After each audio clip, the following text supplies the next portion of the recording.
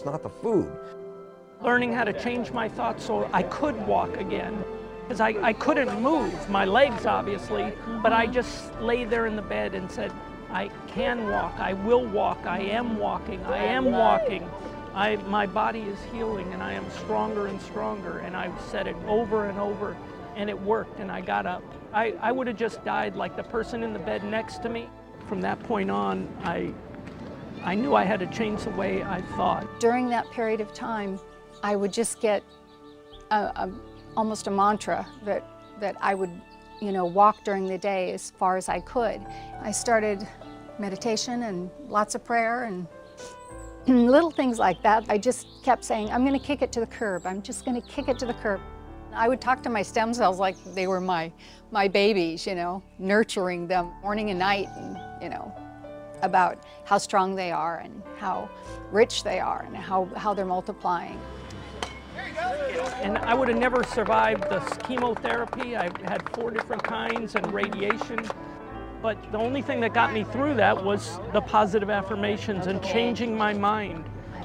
And they told me to stay in the bed, but I didn't. In the isolation ward, I walked around the ward constantly whenever I could, because they said if you bump into something, you'll bleed to death because you have no platelets and you have no red blood cells due to the chemotherapy.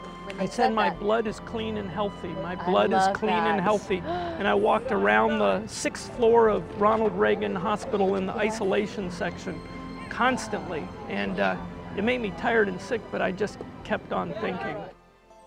As you saw with Daryl, in order to come to a life full of power, we must change our words to ourselves. Affirmations and meditation are great tools for changing our inner weakness and replacing them with positive strength.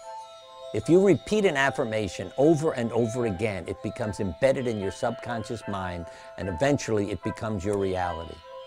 Studies show that optimists live longer, healthier lives than pessimists, even when the pessimist's view of life is more accurate. If our self-talk gives us hope and a positive outlook, we will live very different lives than if we await trouble. You know the old saying, what you see is what you get. Your attitude determines what you see, so always look on the bright side. The choice is yours.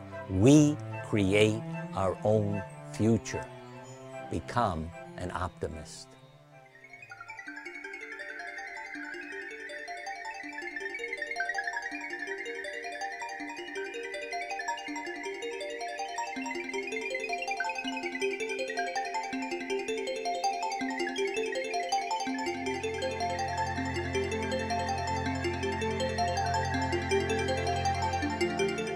My sister came to the hospital with a book, Louise Hay, You Can Heal Your Life. I just knew once I read the book that I had a lot of resentment, and I didn't even know I had that. And I did what it said, forgive, in like the first 2 chapters, and I did. And when I did that, I just started to shake in the bed after I forgave somebody, and I just started to feel better right away. A friend of mine had given me a box of cards. I picked one up and I read it, and it said, to start your healing, you must forgive. It was like this lightning struck, and I knew exactly what I had to do.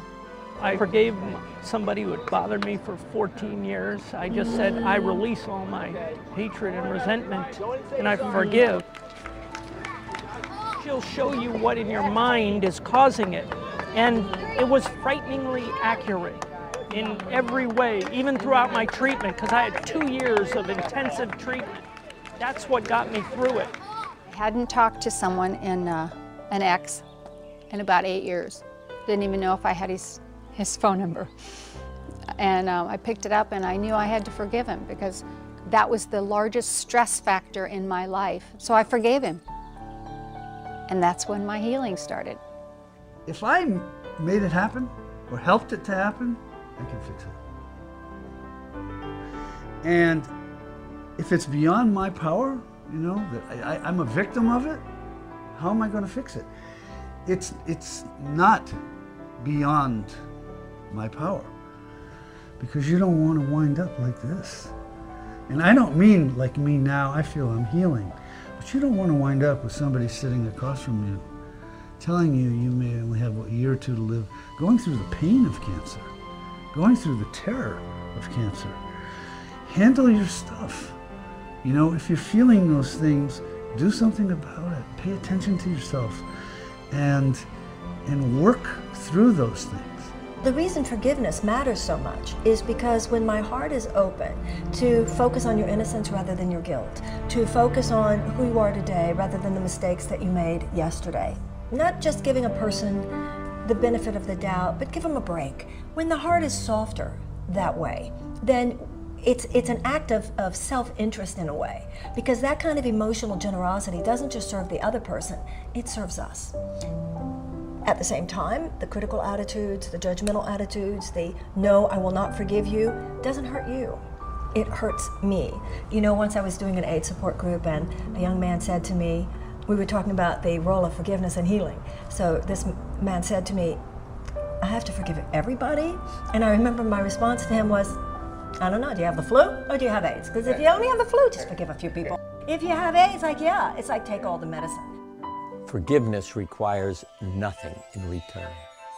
There are no conditions. It gets rid of old baggage and clears up unfinished business. If you want to give yourself a gift, forgive. Forgiveness is the highest form of letting go of resentment and ego. Like love, forgiveness benefits the giver and the receiver. As Plato once said, be kind, for everyone you meet is fighting a hard battle. It is important to realize that it is all perfect. Everything that is unfolding in the course of your life is a perfect journey. And so if a disease process has occurred in your life, we have to assume that it is also serving part of your journey in some way. The patients that I've worked with, they have all said that it has served me greatly to have been through this journey of disease. In the course of that journey, they have learned a little bit more about themselves. They have learned what matters most. A quickening has occurred in the course of their lives that has allowed them to reframe what is important, to reframe their value system, to reframe their relationship with their intimate self. In that moment, what happens is we come to know who we are. When we allow ourselves to stop running the mind so much that we can't hear anything except our own thoughts, and we instead are able to sense this still voice from this still point deep within us, we begin to access the wisdom that has been handed down to us from generation after generation.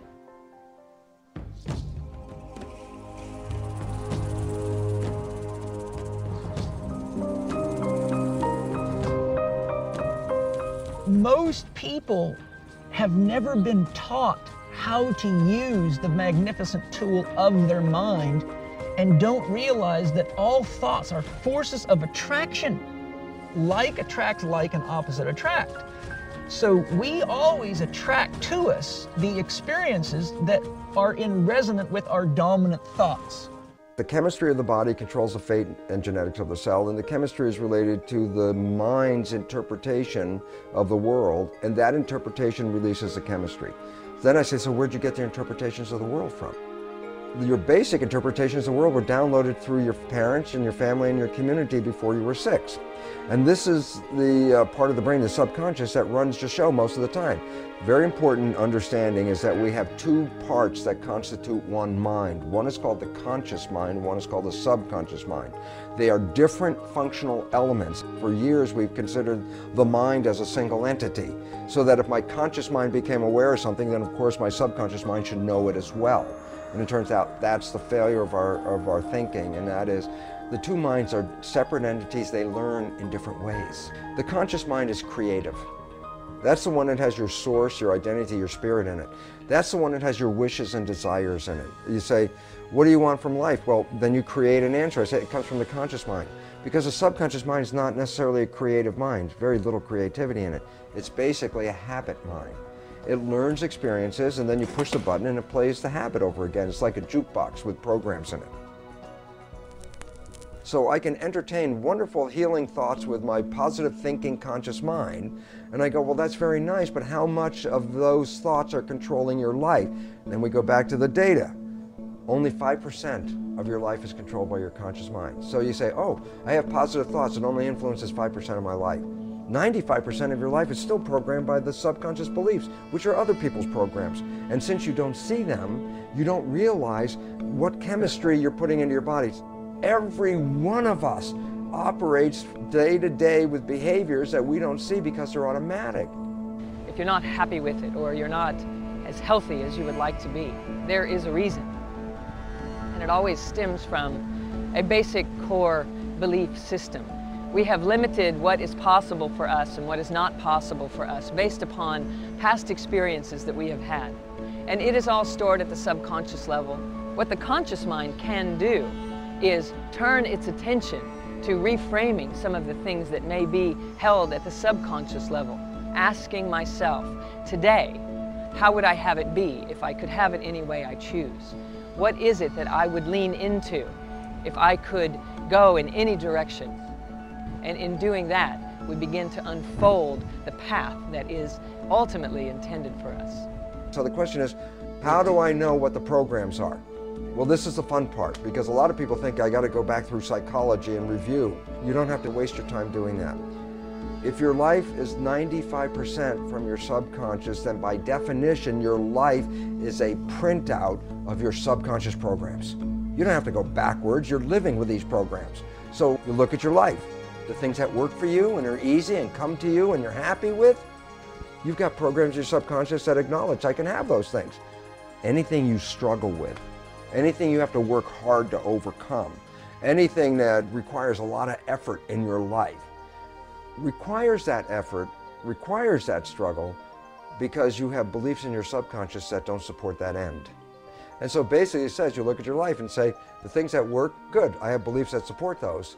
The things that don't work right, whether it's health, relationships, job, is because there are beliefs in the subconscious mind that are sabotaging you. We're not going against invisible forces.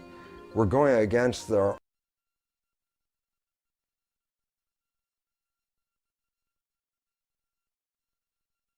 own limitations that are not visible to us.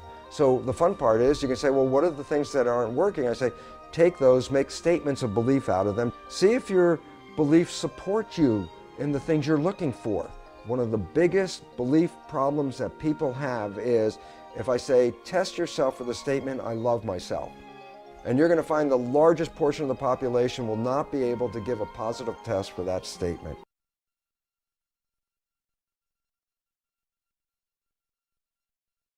If I'm not extending love, I'm projecting fear. It is as though we live in two parallel universes.